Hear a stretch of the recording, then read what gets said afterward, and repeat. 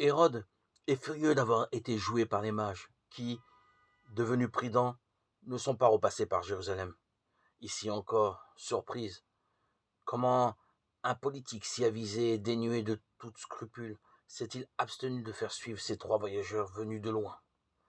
À en croire l'évangéliste, il décide donc de faire massacrer tous les enfants de Bethléem, âgés de moins de 2 ans. Ce qui, soit dit en passant, confirme que la visite des mages se situe bien après la naissance. Mais ce massacre des innocents n'est attesté en aucune manière. Flavius Joseph, le grand historien juif qui a recensé avec un soin de greffier les faits et les méfaits d'Hérode, l'ignore totalement.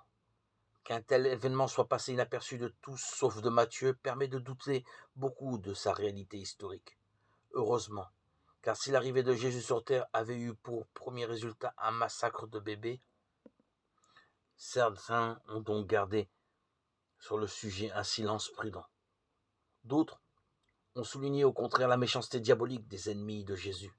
Plusieurs ont noté que bien plus tard, il avait annoncé que sa venue déchirerait, diviserait.